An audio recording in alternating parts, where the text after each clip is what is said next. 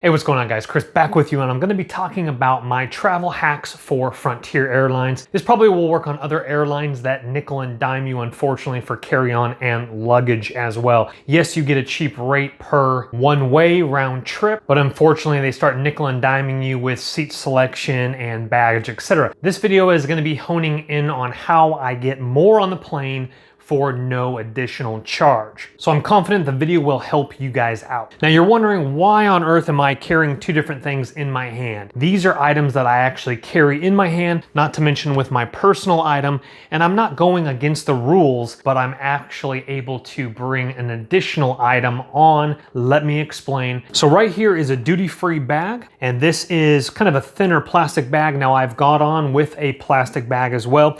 So obviously you're allowed one personal item. Now, if you don't want a nickel and dime for a luggage or a carry-on, you can have one personal item, meaning a small day pack. What they want you to do is they want you to technically be able to slide this personal item underneath your seat. When my brother flies to visit me, he actually had a nice little duffel bag that slid under his seat. He didn't pay anything, no carry-on, no luggage. That saved him a lot of money. When I check a bag, it's like $37 one way. That adds up. Unfortunately, I'm just over in Colorado for too long of a period. I can't get away with such a little bag. I gotta have extra shoes, winter jackets, if it's summertime, the appropriate clothes. Not to mention, I do a lot of reselling, garage selling while I'm there, and I bring back my inventory as well. So, number one, I get the biggest backpack possible to fit my drone, to fit my laptop. I actually carry two laptops in, and it's the exact same backpack. My drone, my cables, my chargers, everything that's really important I don't want to put inside of my luggage. And you're allowed, I believe, 64 linear inches for your bag and up to 50 pounds if you check a bag. A carry-on will have to be carry-on size, and you can pack that to the McGillicuddies. They do not check your carry-on bag weight. I actually use a baggage luggage weigher right here, just clips along your thing. You pick it up and you have to be under 50 pounds. They will try to nickel and dime you. One time I was running late and I was like at 54.5. They let me go because I was running late. It all depends on if the person you're talking to, if they're having a bad day, then they're not gonna let you get away with much at all. So what I do in this case here is I don't wanna put this underneath my seat,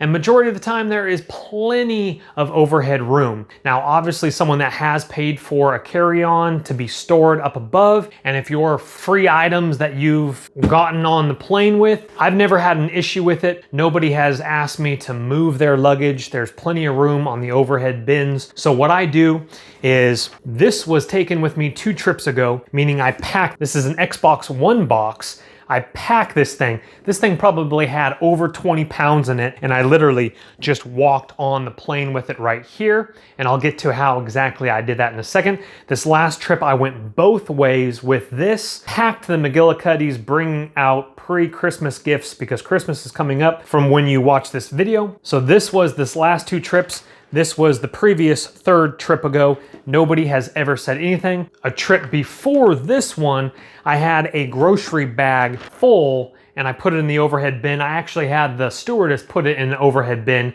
because I didn't want to smash it underneath the seat. So what I do is, for the specific items, because I don't really like to get up or down, you're normally going to be smashed in the middle. You're going to be smashed by the window with Frontier unless you chose your seat.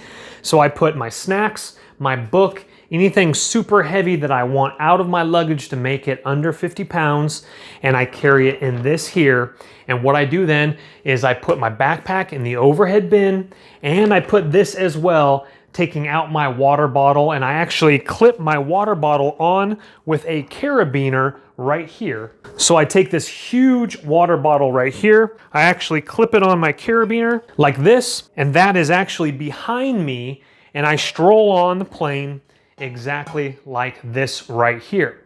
Now, what I also do is I use my app on my phone with Frontier for my check-in ticket, and I zoom in so just the barcode is there, and they scan it. I've never had a woman look down or see my ticket and says no carry-on baggage because they're looking for a roller. If you have something in your hand, women have a backpack and women have their purses as well.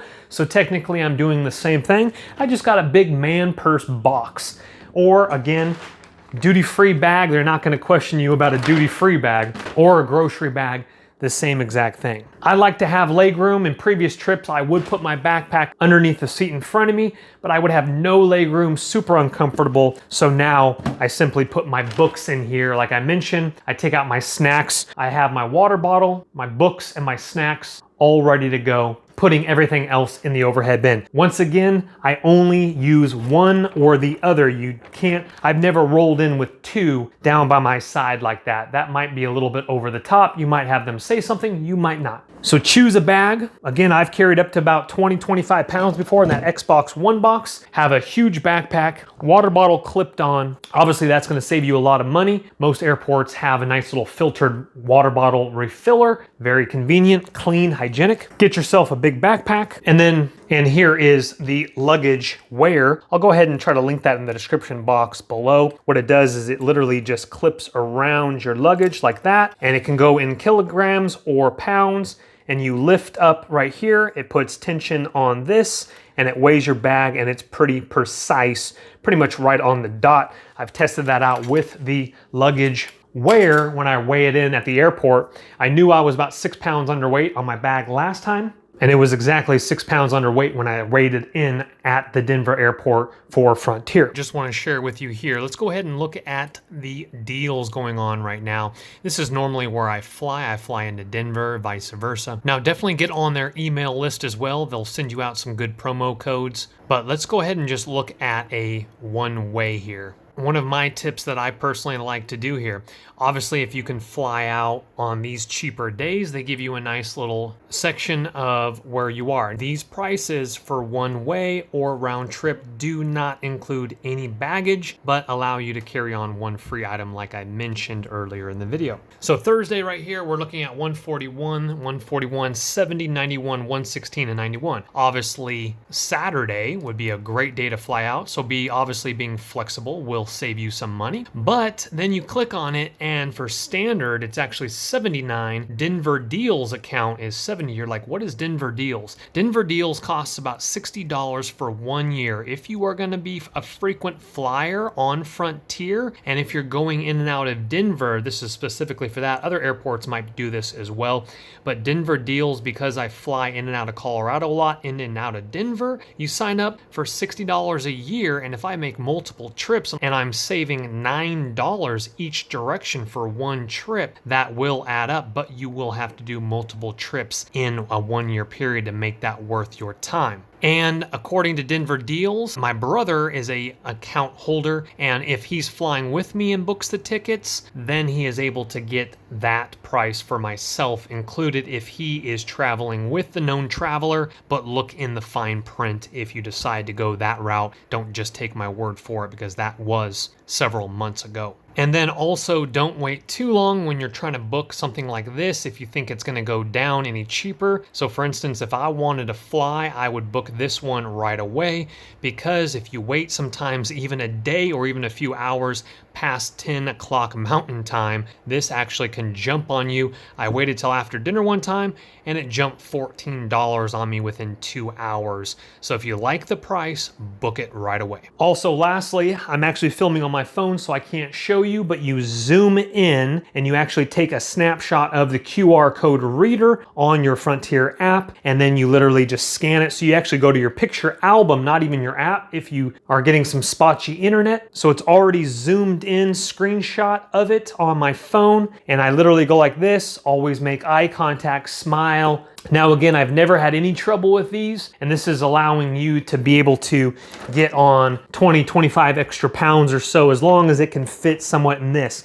If they see you with a rolly thing or some huge extra thing, they're probably gonna say something about that, but these are pretty big and they never said anything about that. Obviously, each agent will be different. You catch someone on a bad day, it's not gonna go well, but I've never had an issue for the last 5 trips or so, and that's both directions, never had an issue. Hopefully these tips have helped you be able to save some money flying Frontier or another airline. They have definitely helped me out. So hit that thumbs up button if it has, and subscribe to the channel, because I got a lot more videos like this in the books, and also other videos on the channel that you will enjoy. Take care. I'll see you guys on the next one. Bye-bye. Don't let the party stop, guys. Hit one of these videos, continue to watch, and we'll see you soon.